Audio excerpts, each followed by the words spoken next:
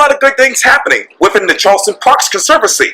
In this edition of Quintin's Close-Ups, I speak exclusively with the Executive Director, Harry Lesesne, one-on-one. And be sure to download the free Quintin's Close-Ups app in your Apple or Google Play stores. And subscribe to my YouTube channel as well. Harry Lesesne.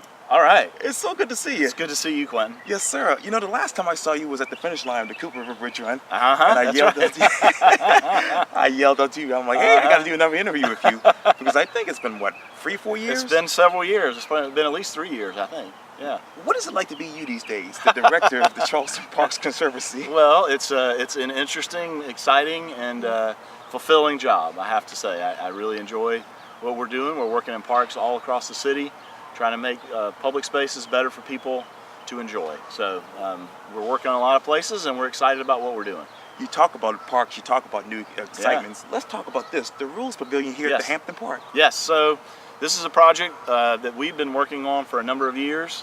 What we did was, back in the 1980s, this building behind me was created, but it had been boarded up, shuttered, and vacant for at least 20 years. At least that's what folks tell me. It had been not used as the concession stand for the park, which it was originally built to be.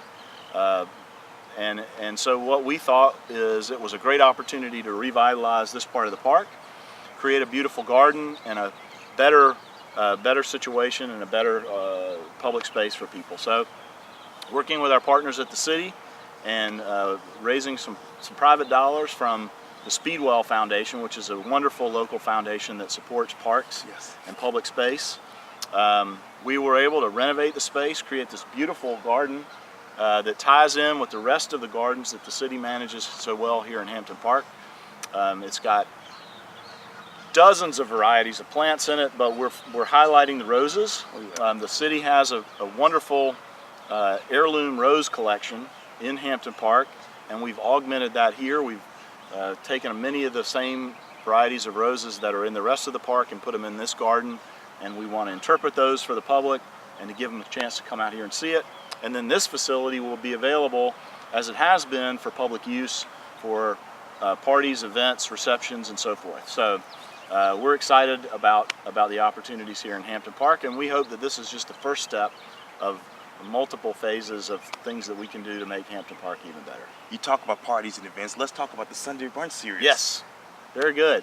So so back last year, the city, we working with the city, started a series here 4 times a year, twice in the spring and twice in the fall, to have a Sunday brunch where we have music, we have food, and we have food and drink available for purchase, and just to spend a few hours out in this beautiful space in the park.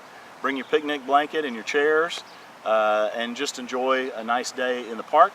We do that on, the next one of those will be on June 2nd this year. We're also starting a Thursday evening series here, we're calling it the Summer Series.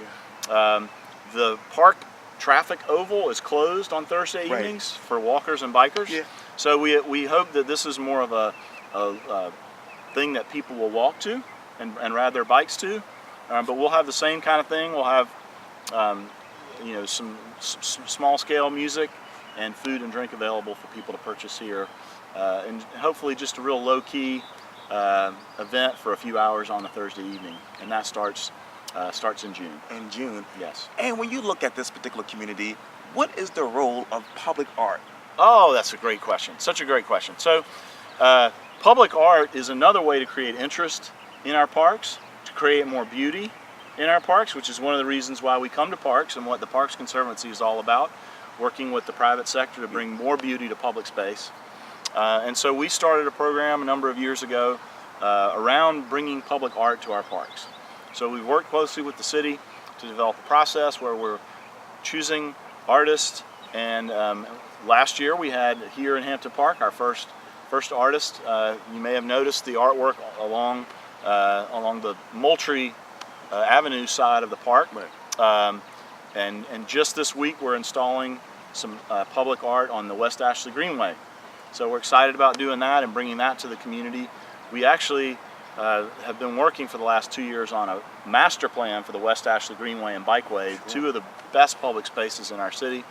And we were fortunate enough to get a grant from the National Endowment for the Arts to do a public art master plan for those spaces. So we have a whole plan to bring more public art to that space, but also we'd like to work with the city and other groups in the city, particularly the arts community, to bring more public art to our parks. What else do you want to see in that master plan when it comes to the West Ashley Greenway? Yeah, so the West Ashley Greenway master plan, we're really excited about it. We're hoping City Council will get a chance to take a look at it and approve it this spring or early summer.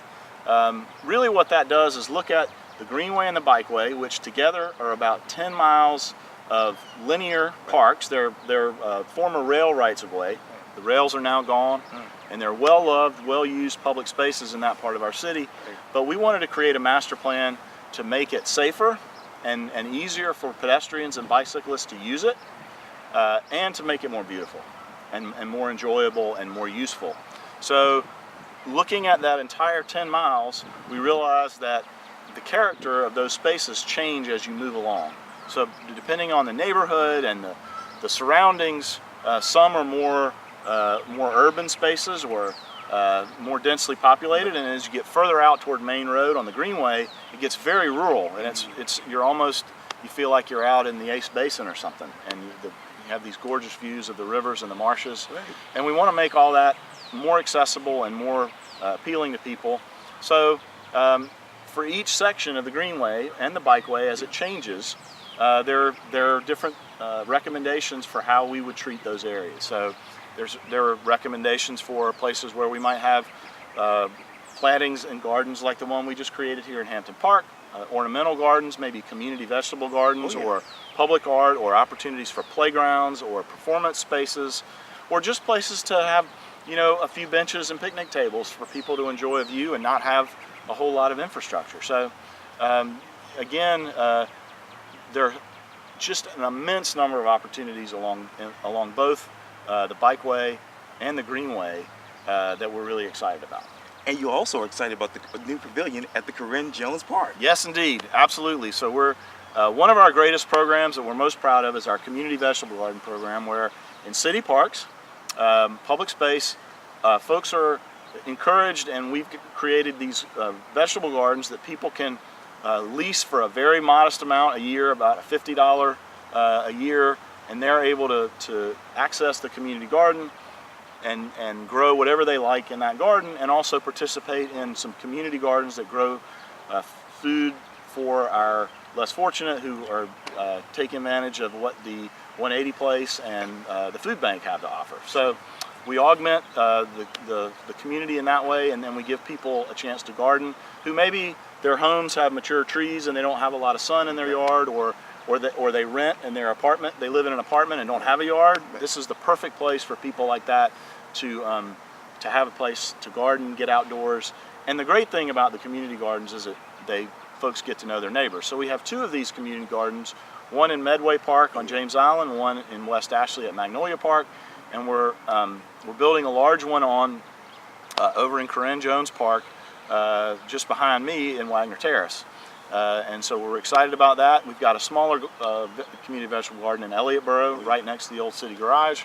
So we'll now have 4 community gardens for people from all over the region, James Island, West Ashley, and the peninsula, to have an opportunity to take advantage of community garden in our parks. And when you think of the community gardens and parks, what do you want people to say? Well, what we want people to say is, number one, how much they love their park. So this is about connecting people with their parks and getting them engaged in their public space and loving and taking pride in making their places better. But in terms of the community vegetable gardens, what we'd love for people to do is learn something about gardening. So to say, hey, I know now how to grow these things that I can now either eat or use in my home. And we love for that to be a part of a healthier diet and healthier living. So being outside, getting off of our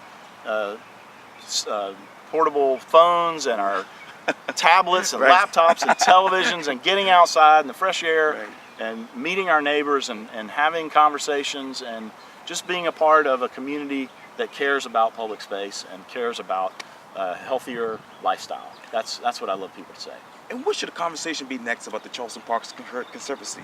Oh, that's a really great question, Quintin. Well, what we really want the people to see the Charleston Parks Conservancy as is an organization that helps them make their public spaces better. This is not about the Conservancy, it's about the public. It's about citizens getting engaged with us, with the city and with their neighbors and their neighborhood associations, or a group within a neighborhood, or a group of neighborhoods coming together. We have a lot of that happens. To conceive of an idea and helping them execute something that they want to do in a park.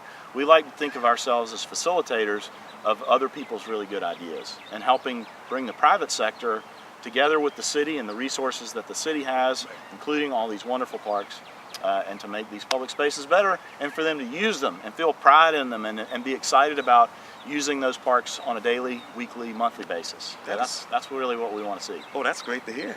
All right. Yes, sir. Well, Harry Lesesne, thank you so much for your time. I really, really appreciate this. Quintin, it's always good to see you, man. Hope to see you out on the road again soon. Yes, sir. Absolutely. I'm getting back to running now. All right, good. Very good. Thank you. Thanks, man.